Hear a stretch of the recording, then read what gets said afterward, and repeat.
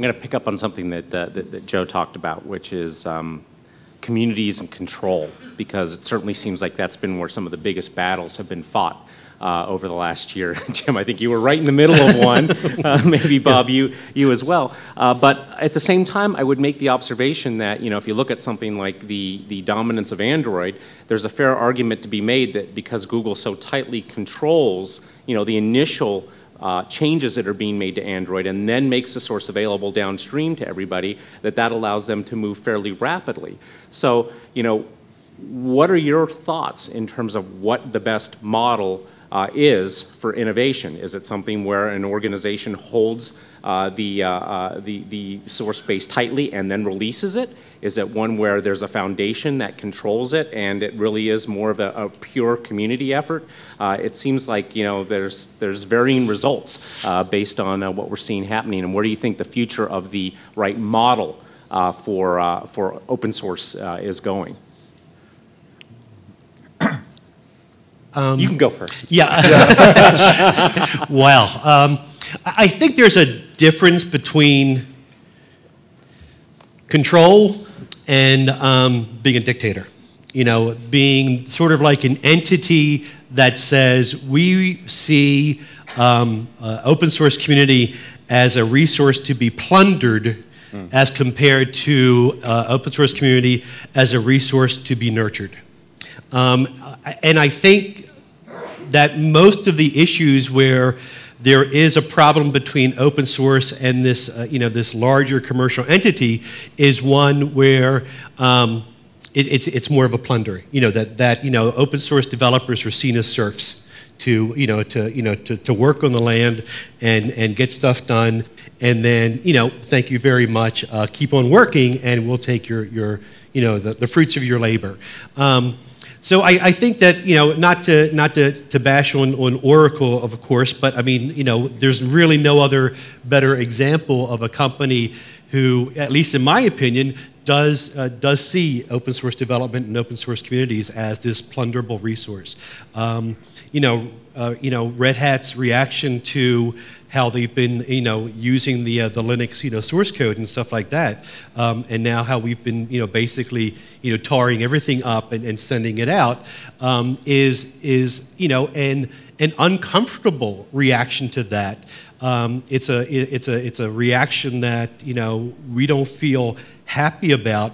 But at the end of the day, Red Hat itself is actually needs to create revenue and stuff like that. So this is it was a good way of being able to still abide by the rules of GPL, abide by the community standards which are in place in the Linux community, but also sort of like giving that that knuckle rap with the ruler to Oracle, saying, okay, if you want to do this, well, we're not going to make it as easy for you as you think it should be as easy for you. You compare that to other companies like IBM and Google and Red Hat and even Apple to a point where they're much more open and embracing to the open source communities out there. I think that what we'll see is there was always going to be that dichotomy between control and real control. I don't think that'll ever go away, but I think that what we will see as as open source continues to be as successful as it is, that the number of entities which feel that pull of seeing open source developers as a plunderable resource will diminish. I just don't think it's a long-term sustainable model, because after a while, those open source developers will no longer want to do any work on it. Maybe they'll feel a little less engaged in the process. Right. Sure, right. Yeah. So one correction I seem to make too often inside to our own documents is where people talk about the open source community. There is not one open source community that's massively homogeneous, right? There are different open source communities, and they will vary sometimes, well, of course, by the technology that they will work with, but philosophically, there are very, very big differences among some of the people just over what this word free means. When you hear the word freedom, you're usually hearing manifestation of that. I don't think we need 150 flavors of foundations to do open source communities. I think we've come up with some very good models, of course starting with Apache, Eclipse, with the Free Software Foundation, and others as well. But we don't have to keep adding more and more of them in the same way we don't have to keep adding more and more open source licenses. I think between 6 and 10 would be just fine. We don't need 50, okay? 70. And things like that, 70, yeah, and things like this.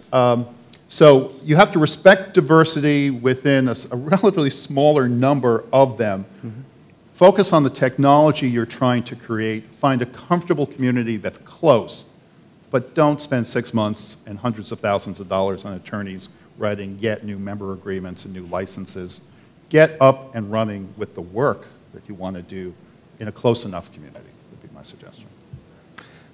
I want to ask a follow-up to that specifically, and I'll start with you, Iain, is it seems like most of the heavy lifting right now is still done by either individuals working on their own time or high-tech corporations that have a vested interest in developing a market.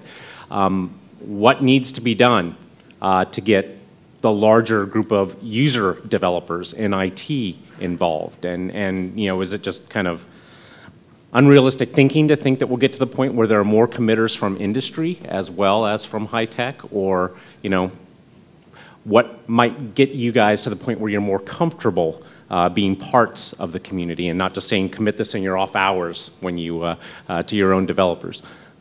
Well, I can only give a perspective from healthcare. And I think the point I made in my first couple of comments was I think we're a little bit further behind. We're certainly behind. We're not in the Android space, and we're not talking about commoditizing what we're doing. We perhaps are entering into a golden age of open source. We're following up, and perhaps are able to learn from the history of what's happened in the rest of the community. You know, the sell in healthcare is relatively straightforward. Developers want, they are easily sold and want to contribute to the sort of applications we're creating.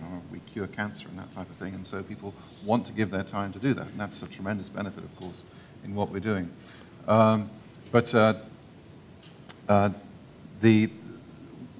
stage we're at in our evolution is very much the formation of these communities. There are some notable examples like Tolvin and Open Health Tools that we'll talk about a bit today, but there are also some other areas where control and releasing software to the community is being hampered. There are examples like RedCap and I2B2, and we're going to talk about CA Big. These are tremendous projects with incredible benefits potentially for the community that are on the verge of becoming mature and very productive open source projects that you'll hear a lot about, I think, coming into the future. So our area is one, I think I'm talking about a golden age for open source in healthcare and certainly in research informatics. We're a bit behind you, the rest of you, but I think we can learn a great deal from the open source community. And in fact, there are many of us who have come to this particular conference to try and learn what we can do to make this better. So it's not quite the answering the question you wanted. But you know, in healthcare, we're here to learn, and I think we have some very interesting projects. Well, what I'm hearing is we'd like to, and we're trying to understand what we need to do to get to that point. To make it better, yep. Okay, great. Well, I want to get us back on time, so I'm going to go ahead and wrap this up. I want to thank you guys for bearing with my questions, but thanks. Thank you. Thank you.